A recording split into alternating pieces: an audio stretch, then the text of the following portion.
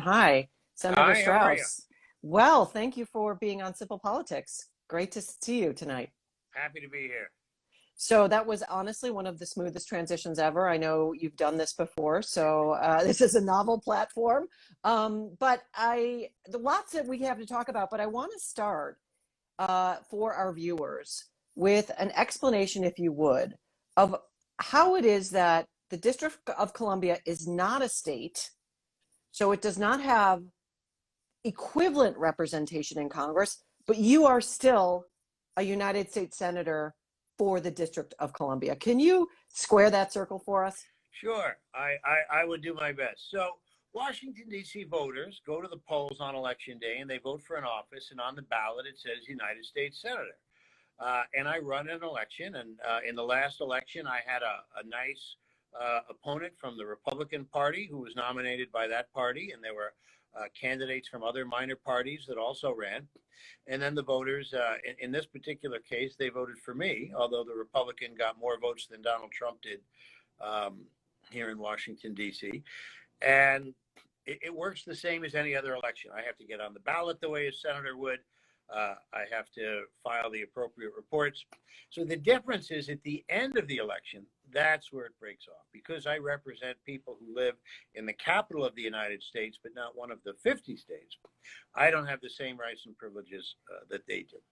And so what does that mean? You don't have the same rights and privileges that other senators do, and likewise, what do residents of the District of Columbia not have that residents of the rest of the United States do have?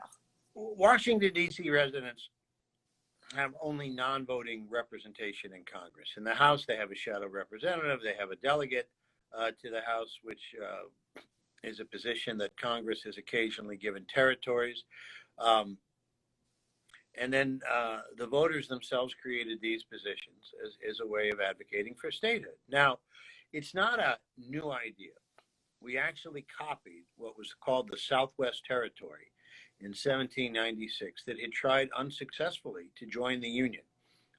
So they tried a variety of tactics. One was to call themselves the state of Franklin, and they hoped that that would endear themselves to the Pennsylvania delegation, which had a lot of members at the time, and that didn't work. And so finally, the territorial legislature of what became the state of Tennessee declared themselves to be a state. They set boundaries because their land had been in dispute with Kentucky, and they just picked the ones they wanted. And they passed the state constitution. And then the territorial legislature elected 2 United States senators, because back in the early days of the Republic, that's how senators were selected, by your legislature. And so these 2 gentlemen got on a horse and they rode all the way to Washington, D.C., and they knocked on the door of the 4th Congress. We're now in the 117th, but back in the 4th Congress, they were greeted by a position that we still have in the Senate today called the doorkeeper. And they said, we are the 2 United States senators from the new state of Tennessee. Well, nobody really knew what to do. It was kind of unprecedented. And so 2 chairs were put out on the floor of the Senate, the 4th Congress, where these 2 gentlemen sat until Tennessee was eventually admitted as a state. And in the 1800s, slave states began to block the admission of free states. And so California, Michigan, Minnesota all elected senators in advance of formal statehood as a way of moving statehood along. Fast forward to the 20th century, the territory of Alaska revived this plan, which they now call the Tennessee Plan, after the first territory to try it. And they elected the first territory to elect by popular election, because we now changed how you pick your senators, 2 shadow U.S. senators that went to Washington. And in fact, one of Tennessee's shadow senators, Ernest Greening, has a statue. Is one of Alaska's statue that they sent to Statuary Hall. And so Alaska shadow senators helped admit them as a state. And there's actually a statue of Alaska's shadow senator. And so in 1990, the district began to try it. And then recently, the Commonwealth of Puerto Rico selected a shadow delegation, although they are in the process, theirs are temporarily appointed. They're in the process of trying to have an election to elect their senators. And of course, they have a control board, so there's some controversy there. But I digress. But there you go. Probably more than most Americans ever know about these so-called shadow senators. A name which comes really from the British Parliament, because in a parliamentary system, you don't have set election schedules, you don't have transitions, and so the opposition party forms a cabinet in waiting, and they have a shadow foreign minister, a shadow chancellor of the exchequer, et cetera, et cetera. And so the concept of a elected official in waiting, readying themselves to assume the formalities of office, is not unique in Anglo-American politics, but it works a little differently here in D.C. So Tennessee was the first to come on their, the two senators on their horses, knocked on the door. The doorkeeper opened the door. Apocryphally, that the story goes.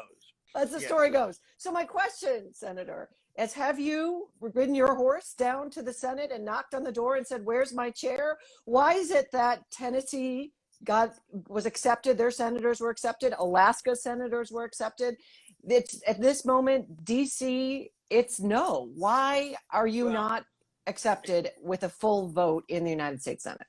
Interestingly enough, Alaska senators were not granted the floor privileges of the shadow senators from the first part of the 1800s. So they were admitted to the what was then called the diplomatic gallery, and did not necessarily have the same prerogatives. And we have done that and secured for ourselves, beginning in 1997, when I was sworn in, most of the privileges and prerogatives that the Alaska shadow senators had. But no, Congress has not granted D.C. statehood yet. What's the argument against it? Can you explain what? Well, you're asking me to articulate a position that to me makes no sense, but there's several sort of formal arguments that people use as excuses. One is which the ultimate originalist argument, we'll call it, which is that the framers of the Constitution designed the District of Columbia to not be a state. The framers were great men. Who were we to tamper with the wisdom of the framers? We should never change anything that they themselves put in a document. There are a couple of flaws with that argument. One, the framers never intended you to vote, let alone be represented or serving in Congress. So, because I'm a woman, exactly, right. A lot of my constituents were counted as 3/5 of a human being for apportionment purposes. So, there's a lot of good reasons not to simply accept originalism on its own. But the reality is that as it comes to the District of Columbia, Congress never did, the framers never disenfranchised Washington, D.C. voters. In fact, in the early days of the Republic, from 1790 to 1801, if you lived in the territory that became the District of Columbia, not only did you continue to vote for a U.S. Senator and a member of Congress, but in one instance, the Maryland 3rd District, a representative who was physically residing in the new city of Washington represented not only could vote, but was elected to represent Maryland's 3rd District, which included Washington County and the surrounding area, and served in Congress. And so we stopped getting federal representation, not because of anything that occurred in the Constitution, but by an act of Congress in 1801 that passed legislation called the Organic Act. And they took away our right to be represented in Congress. And they began to do away with the local governments of what used to be the new city of Washington, the old port city of Georgetown, the old port city of Alexandria. And in the 1840s, a young Republican, newly elected Republican member of Congress, did not have a distinguished career in the House. He only served one term.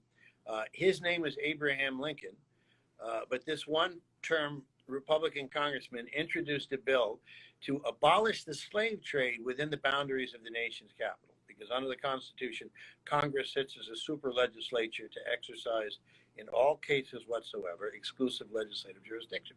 Well, this totally spooked the slave traders who maintained the big slave trading ports in Alexandria.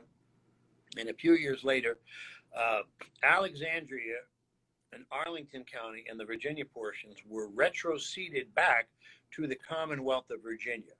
And a short time after that, Republicans abolished the slave trade in the nation's capital in what was called this Great Compromise, where in theory everybody won. Republicans could claim a victory because the slave trade was abolished. And of course, the slave traders lucked out because no slave trading went on. It was just redistricted out. Now, that was a terrible thing to happen and an awful precedent, but it became an important one because it set up the procedure that under our Constitution, you can shrink the seat of the federal government. In fact, the language of the District Clause, Article 1, Section 8, Clause 17, for those of you who are citation fans, and I know many of your students might be, it says that the seat of government cannot exceed 10 miles square, which actually is an old-timey way of saying 100 square miles, not 10 square miles. But our bill simply shrinks the seat of government. It preserves the originalist idea of a constitutional seat of government that is under the exclusive control of Congress. And so Congress can pass its own laws in this shrunken federal district if they want. And we just admit the surrounding portion is the 51st state. Now, there are other arguments as well that are being made in opposition to D.C. statehood, but they're all offensive. Some of them are outright kooky. One was that we didn't have enough car dealerships. One was that we didn't have enough logging or mining. So there seems to be a lot of concern that somehow we in Washington are not doing enough destruction to the environment in the way of producing fossil fuels. I don't really understand that. The Constitution certainly never mentioned either of those things. A lot of it has to do with race. The district is a majority African-American jurisdiction. It's plurality black. It's majority minority. And when you look at the parts of the United States that are demographically like that, none of them really seem to have voting representation in Congress. And we know that that's a lot deeper than a coincidence. It's part of the systemic racism that our country was founded on, you know, the great paradox. And nobody really put it better than one of my favorite comedian philosophers, George Carlin, who said the country was founded by slave owners who wanted to be free. And we've always had this conflict between the aspirational ideas of the American Republic and the American value system and our realities, which tend to be a little bit hypocritical. So can you explain when you said that the DC, the sort of racist argument, or race-based, I should say, argument against DC statehood has some roots in other parts of the country in terms of the demographics? Can you explain what you mean by that? Well, I mean, you have a majority black DC, majority black Puerto Rico, Virgin Islands. They don't have voting representation. You have the predominantly Latino Commonwealth of Puerto Rico. They don't have voting representation. You have Asian Pacific Islander communities like Guam and American Samoa, and they don't have voting representation. So I don't know. Maybe it is just a coincidence. But I don't think so. And I think when you look at some of the last states to be admitted, so you take 1912, you look at New Mexico, demographically, before it was admitted, it looked a lot like, well, you know, old Mexico. It had a predominantly Hispanic population. Hawaii, they would argue, and this was on the floor of the House, that it was too yellow to be a state. Now, maybe they were calling them cowards. I don't know. You know, people had a colloquial way of speaking. But there seemed to be a tremendous ethnic bias. And it wasn't until you saw a degree of demographic shift in some of these territories that they eventually got admitted as states. You know, there are dumb partisan arguments, which is that they're worried that we would just elect Democrats, that somehow this is a power grab, that it's a trick, that we're not real people in Washington, that it's something to give a couple of lobbyists an extra vote. So there are a lot of ideas, but I you know, ask, there are members that can try and make these with a straight face. I have trouble. And I think it's important in law, politics, whatever, to understand try and understand at least your opponent's arguments. But they don't make sense, except the fact that they don't want people representing the District of Columbia voting in Congress. And they don't like the way we might vote, because we represent a constituency that is consistent with the majority of Americans. and how the majority of Americans choose to live.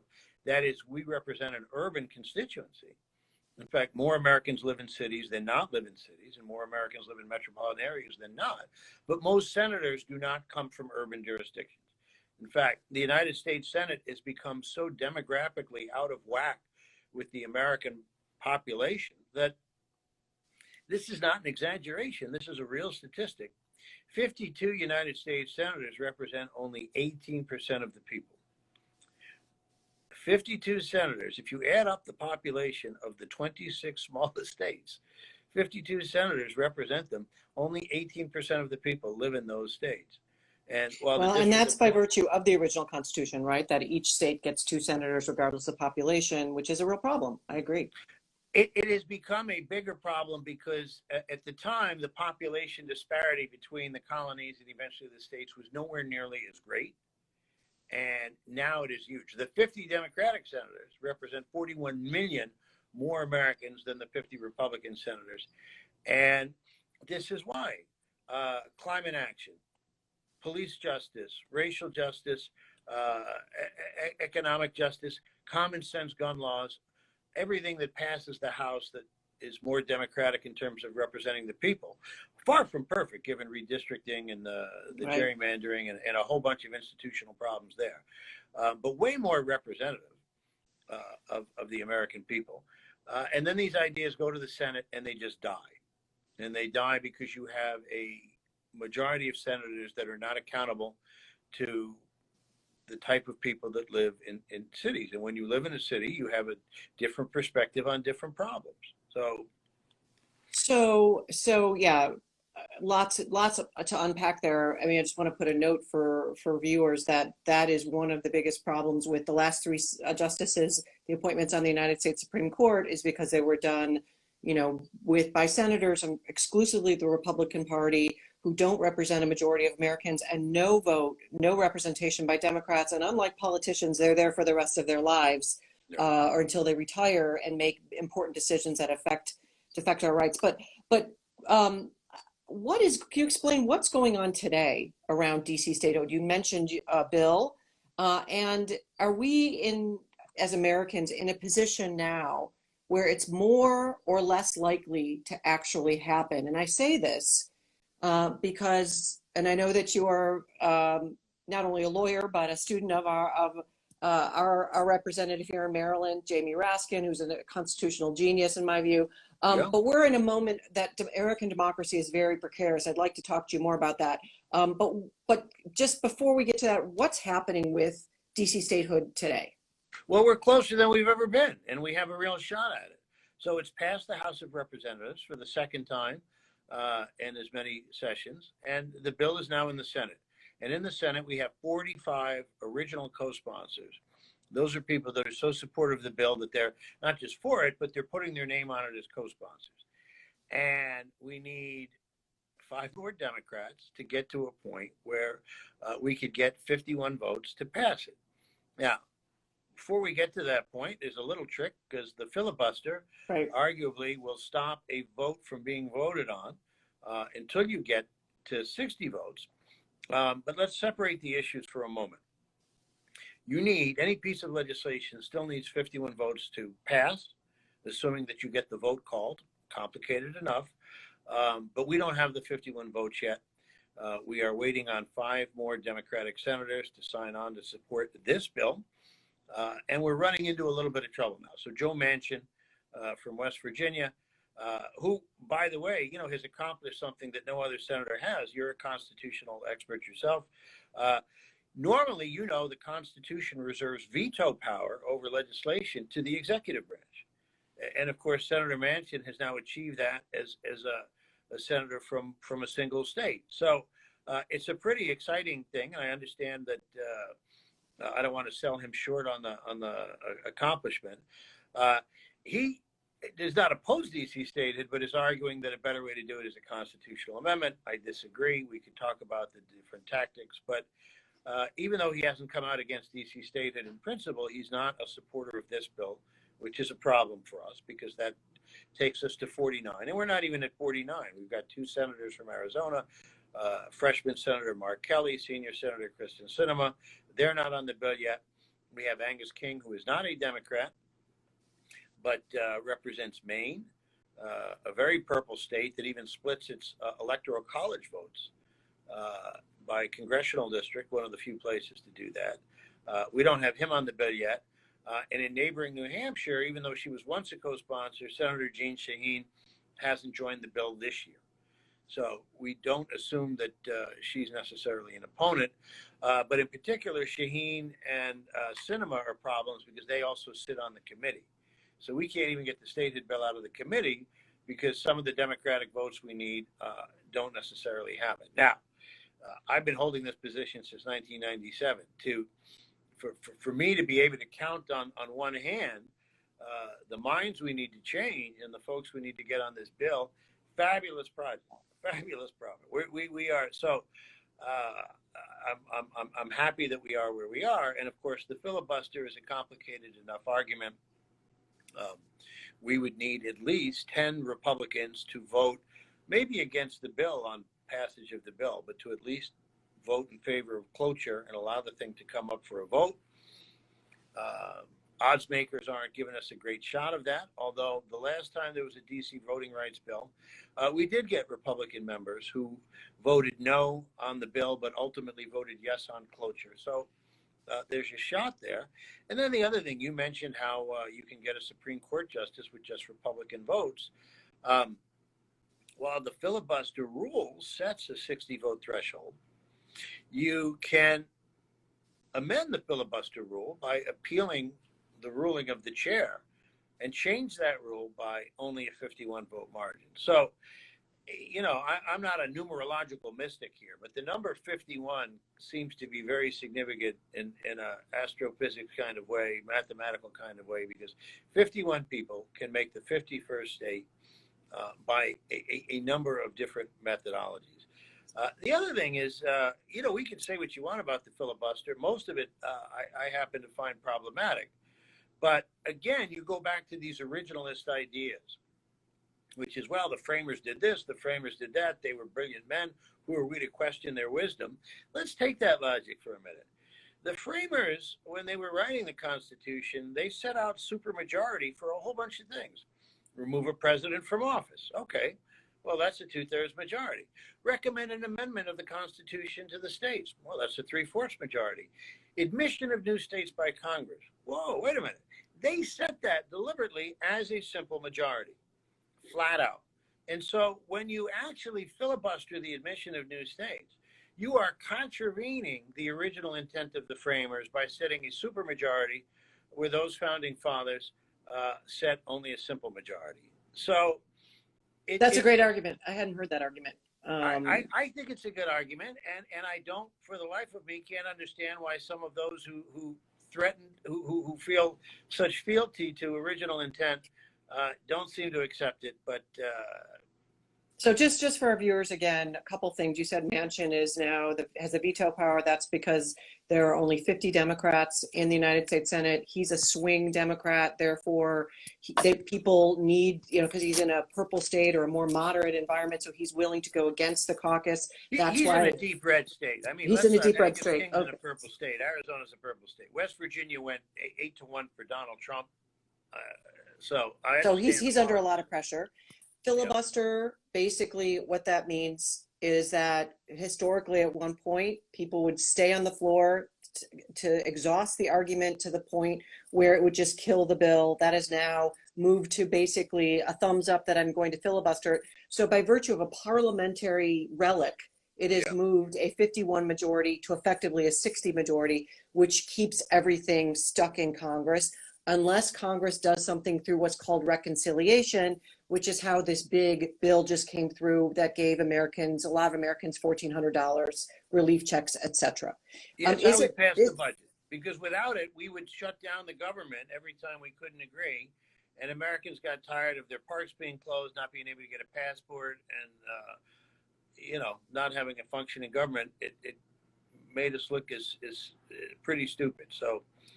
Well, so I wanted to ask you about so many things, but you mentioned you've been in office since 1997, and there have been changes. There are changes to, you know, Citizens United came out, which is a case that made it gave corporations First Amendment rights to spend unlimited amounts of money on campaigns so long as they don't coordinate with the campaigner, with the actual candidate. We saw, the Newt Gingrich coming in '94, and sort of shifting the feel for a lot of reasons or a lot of ways on the floor in both houses effectively, so that there's not much compromise. Committees don't do much work. Can you give us a sense over your career what the Senate looks like today compared to 1997 when you took office? It's very, very dysfunctional. One of the first issues that I got to work on involved two key Republicans, and it was an important issue to our constituents. And Jim Jeffords, who was a Republican representing Vermont, felt the same way I did. And then we needed a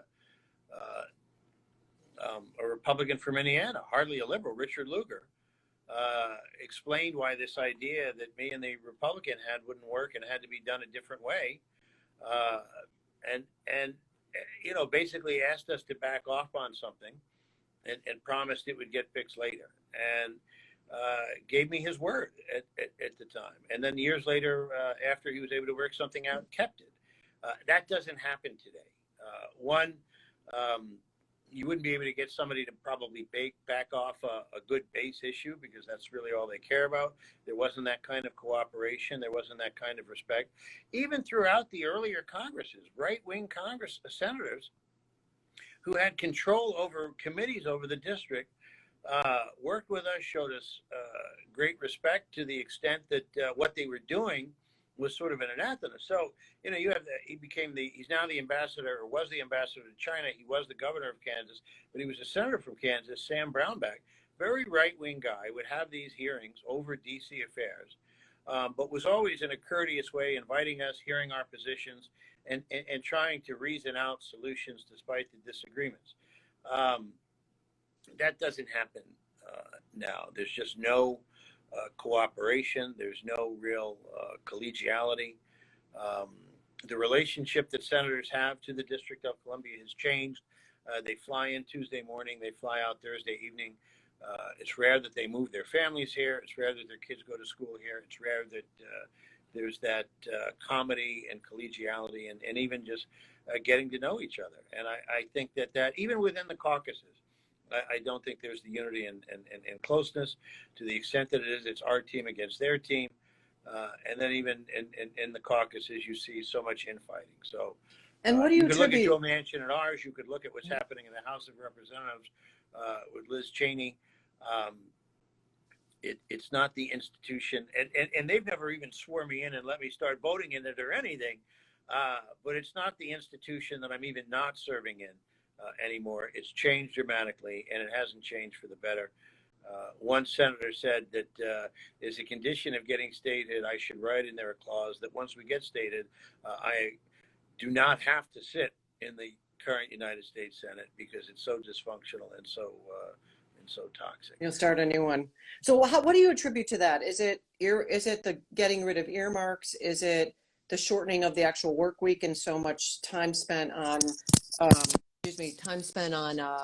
fundraising? Is it the fact that there's so much misinformation now, or all of these things? Why have things eroded so badly in the United States Senate? I think it is the product of a lot of cultural change, the way the Senate operates, the way we understand politics. We went from the 24-hour news cycle, which strained it enough, to the instantaneous social media news cycle, where we're no longer getting the same information. We're self-selecting, and that has made it worse. And so some of the initial things that opened up and made the process better, C-SPAN, for example, televised hearings, put more Americans in touch with the process. But now it's not really. There are a lot of complicated reasons for it, right now the body that's supposed to bring us together enhances our differences, and that's really the biggest problem. Right, so, where the Senate is like the saucer underneath the hot teacup. If the tea is the House, the Senate is supposed to be the body that's more measured, more thoughtful, more collaborative, et cetera, at least historically. Some people Yeah, see but it that it's way. become the deep freeze chamber. It's no longer allowing the coffee to cool in the saucer is one thing. When liquid gets that cold, it freezes up and stops and changes its form. So I mean, Can, it's a quaint metaphor, but we're talking about something very different, and it just doesn't reflect real Americans who live, most Americans who live in cities, and the idea that you have folks that say Wyoming has less people, but they're real Americans, which is what Senator Tom Cotton said about the people of Washington, D.C. That's just, we have to get out of that way of thinking. And, we were, I know you were invited to join last night. I was participating in a panel with the Guam legislature where they were talking about the terribly racist legacy of what we call the insular cases, and where they talked about whether it was legal for the United States to give unequal rights to places like Puerto Rico and Guam and American Samoa. And the language of that case literally said that it was inhabited by alien races who could not be governed by Anglo-Saxon principles. I mean, you're literally codifying white supremacy into the Supreme Court case. Those cases are still good law. They've never been overturned, despite the fact that they originated with the same court that gave us Plessy versus Ferguson and the separate but equal doctrine. So we have a lot of work to do to try and reform it. And the reality is that the Senate, if we can't reform it by adding some of these more diverse places to bring a diversity of representation, it's going to cease to function in the way that the framers really envisioned. It becomes almost like the British House of Lords, which they had to reform, and not simply an upper chamber reflecting broader districts of people. so you mentioned that there was a time when members would actually shift, even get some compromise around what you called base issues. Many people believe now, I know Bernie Sanders has mentioned this recently, this notion that the Republican Party, their base issue is now a lie about voting rights and about the 2020 election. Tom Friedman did a piece in the New York Times and quoted a piece I did in the Hill yesterday about the slippage into potential authoritarianism or something other than democracy, that we're now in a world where Democrats, capital D, want democracy, small d. Republicans want something else. It's just not democracy. Do you agree with that? And I mean, people watching this might say, oh, good gosh, this is a very scary conversation. What can be done about it? Well, one, I mean, there's a lot of evidence to support that. And so there's still a lot of principled Republicans, not as many as there were, who I think believe in the democratic process. I ran against a Republican opponent that believed in the democratic process. She serves our country in uniform. She's a lawyer herself. But you do have this Trump wing of the Republican Party, which is the majority of that party now. You have the QAnon conspiracy theorists that are just based on big lies, small lies, crazy lies. So, whether the election was stolen, the big lie like that, to whether or not people of my particular religion secretly control space lasers that we use to set forest fires. There's a lot of crazy shit out there that people in mainstream politics would normally not dismiss. There's always been these sort of kooky streams, but you wouldn't get elected in mainstream office. And now they're not only are they in office, but they're moving into leadership. So, well, look what's happening with Liz Cheney. I wonder if you could explain for viewers why she's getting hammered right now in terms of her number 3 position of power in the House of Representatives. Some would say, her staff is saying, it's because she's literally telling the truth. Yeah. So maybe you can weigh in. She's telling the truth, and telling hard truths to voters is hard. I mean, we all had a hard year of having to do that. Like, no, you can't go to restaurants. You can't do this. You can't do that. You have to do this. And a year of bad news, but responsible leaders, that's what we did. we told voters no. We gave them truths that they may not have wanted to hear because it was the ethical and responsible thing to do. And And so Trump voters don't, or that wing of, I mean, it's now, I think, a majority of the Republican base in terms of voting, they don't want to hear that the 2020 election was legitimate, even though, the Trump administration said it was the safest in American history, the most secure in American history. They don't want to hear that. And so if you're not willing to lie about that, you will get ostracized and marginalized in the party. Yeah, it certainly seems to be happening. As we're recording this, we don't know the end result of whether Liz Cheney's going to survive, because those votes are secret ballot. And so she does a lot better in a secret ballot vote than when you actually have to have people take public positions. Right. But there does seem to have been a fundamental shift since the last time she faced that test. And the conventional wisdom is it's not looking good. And if it's not looking good because Liz Cheney is somebody's version of a radical leftist, wow, think about that for a minute. I was not a fan of George Bush. I was not really a big fan of either George Bush. I kind of like the pop more than the sun, but okay, he at least followed certain rules, certain norms. Yes, this is a very, very different type of extremism that we're fighting. It reminds me, if you've studied history, it looks a lot like Germany in the early 30s. It's not inconsistent with authoritarian regimes like Putin's Russia. And it's based in ethno-nationalism instead of the type of democratic plurinationalism that should make our country what it is. What can Ronald Reagan was pro-immigration. I mean, he was also pro-voting rights too, right? But he has a phrase that I just love, where he said, you can't go to France and become a Frenchman, you can't go to Germany and become German, but anybody can come here and become an American. Mm-hmm. And to me, that's so beautiful, because my family came to this country fleeing persecution, fighting tyrannies from czars, pogroms, and eventually the Third Reich and the Nazis wiped out anybody that stayed back where they were. And we recognize what a special place this country is and the values that tie us together. And so it's scary when we think about losing that. This was never a country about race. It was never about identity or skin color or religion. It was about an ethos. It was about a creed. If you believe in this set of principles, that's what being an American is.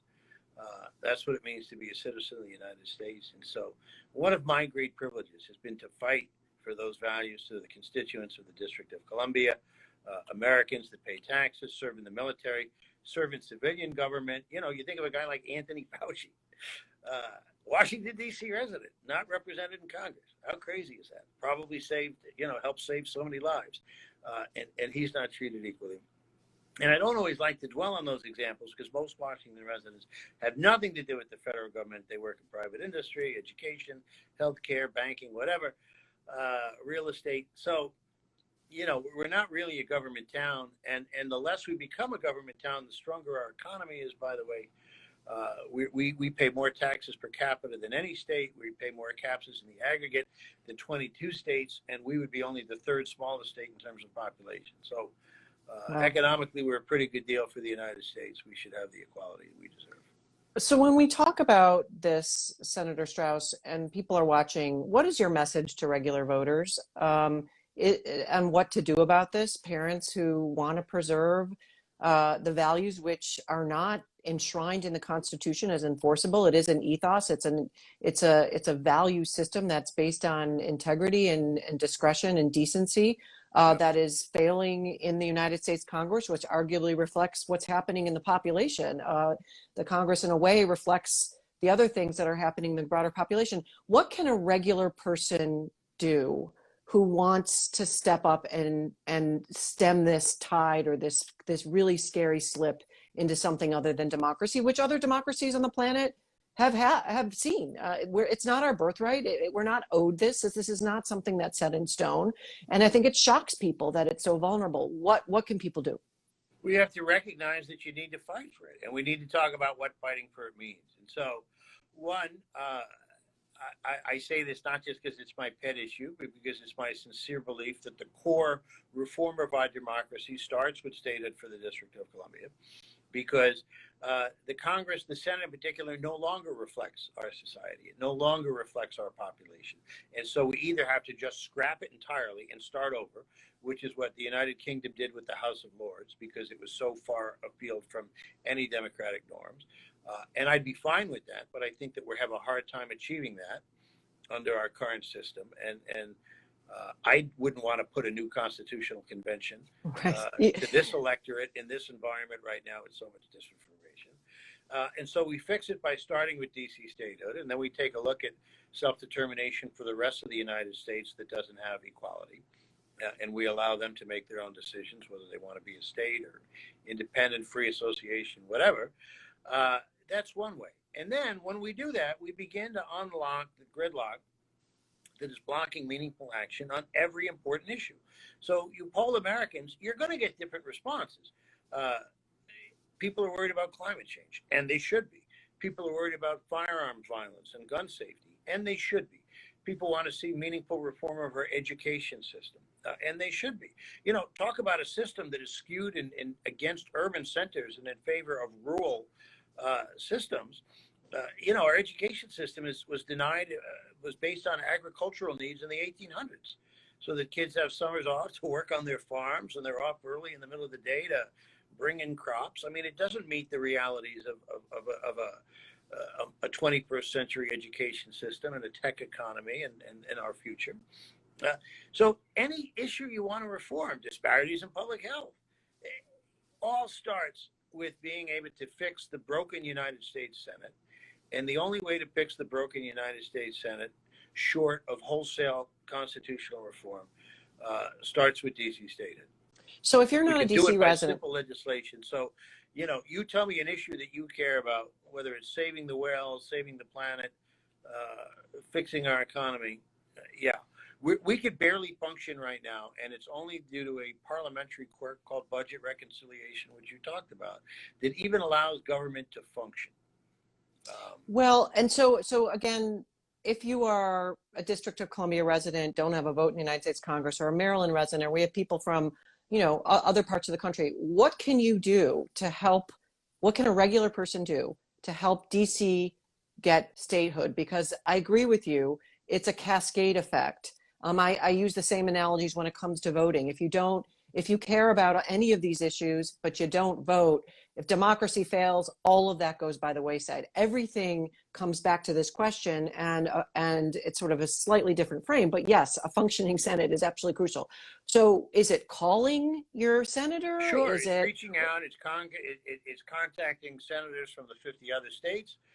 If they're on the bill and they support it, they still need to hear from you, and you need to thank them. And they need to understand that it's important to the constituents in their state, and that you as a voter in that state get the larger picture. Is there a place that people can go online to get this information? We have a website called statehood.dc.gov. Visit it. We update it. It's got good information. You can follow me on any of these social media channels. My handle is Sen Paul Strauss. So if you're on Instagram, obviously you found us. Twitter, it's the same. And then, you know, Clubhouse, which is the newest one, I guess. You can find me there, and you can get engaged on things that we're doing there. But write your senator a letter, you know, and maybe a real old-fashioned letter, like something that gets printed out and mailed, and that arrives at their office. Takes a while, but they have it. Sure, the email, sure, the lobbying, all of these things help. And then if we don't make it this year, and look, we may not. I mean, I've done it in a year where it was such a pipe dream we couldn't get a bill introduced, let alone a bill that was voted on. So for me, after so many years of this struggle, to be, oh my God, I'm 5 votes away from an actual majority. You know, I'm the only guy who's super excited about where we are. Everybody else is like, uphill battle, this, that. Well, we have one viewer who says, what's happening with Senator Sinema and Kelly? Why are they holding out? You got to ask She's them. this person's I mean, from Arizona. If Joe Manchin has become the sort of the shadow co-president, then I think Senator Sinema has become the shadow vice president. I think she also. I don't know. I don't want to speak. We need to educate Senator Sinema. We need to pressure Senator Sinema. Look, senators deep down, when they can, they want to represent their constituents. So I think she needs to hear from people in Arizona, and that's who she's going to listen to. And she owes her loyalty to the people of Arizona. And so if you live in Arizona and she's your senator, call her. You're going to have more of an impact than somebody from the other states. But don't underestimate where you live. If you live in Michigan, both senators are on the bill. But Senator Gary Peters, for example, he's chair of the committee. He needs to be pressured to move the bill through committee. The other senator is chairman of the policy committee. She needs to be pressured to move it. People in New York, deep blue New York, you've got Charles Schumer. Does he support the bill? Absolutely. But as our leader, he sets the agenda. And so we need to keep pressure on leadership. There's a role for everybody to play in the Senate. No senator is unimportant. If you live in a place like Alaska where you have a Republican senator, Senator Murkowski needs to be pressured. If she's not going to support the bill, at least commit to allowing it to proceed to debate, vote for closure. So, there's an ask for everyone. Yeah, there's a few people. Okay, McConnell, it's not going to, maybe don't waste your time there, but. Yeah, McConnell, I wonder if you could weigh in because you mentioned, okay, so we've got this veto power in Senator Manchin, kind of like tier 2 veto power in Senator Sinema. It seemed like Mitch McConnell exercised veto power as the Senate Majority Leader in a way that certainly isn't in the Constitution. That is bipartisan bills coming from the House of Representatives and just saying, you know what? I'm in charge of calendaring things. I'm just not going to calendar it. That's effectively a veto. Is that something that needs to be changed? Now we have Senator Schumer, but again, I think it surprises people that these log jams are not in the Constitution. No. There's nothing in the Constitution that gives Mitch McConnell or Chuck Schumer veto power over bipartisan legislation that in theory should at least come to a vote because the American people representatives want it. Yes, we created this by a rules procedure, and it can be changed by amending the rules, and it needs to change by amending the rules. And I think Democrats are going to be in for a very, very rude awakening if we don't reform the filibuster and Republicans get in with a narrow majority next year. And they do just that. To block and push this agenda. So, right. So if we don't, that is the current, I should say, if those in power now don't make a change, when things shift, things will change. There's no guarantee the filibuster won't change in 5 years or 10 years if Americans don't step up now. We saw how close we are to losing our democracy on January 6th and in the past 4 years. It has gotten better, but we are far from out of the woods. We are one election away, probably, from losing our democracy. The redistricting, the bot census, which disproportionately costs 8 seats, because again, remember, it's predominantly urban people that are undercounted in these censuses. We used to go door to door, and obviously COVID made that difficult. But wow. 3 seats are shifting to states that we probably are not going to be able to hang on to as Democrats. And, the alternative Democrat used to be Republicans, maybe small R Republic, limited government, lower taxes, conservative ideas. I didn't always subscribe to them, but I didn't necessarily fear them, even though I disagreed with them. That's not where we are.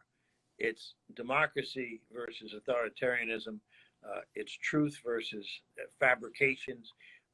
The stakes are really that high, and we cannot stand down. We mobilized in the last election. We voted like our lives depended on it. We have to continue to get engaged. We have to continue to do that. Look, the Senate could break either way. We have a lot of retirements coming in the Republican Party of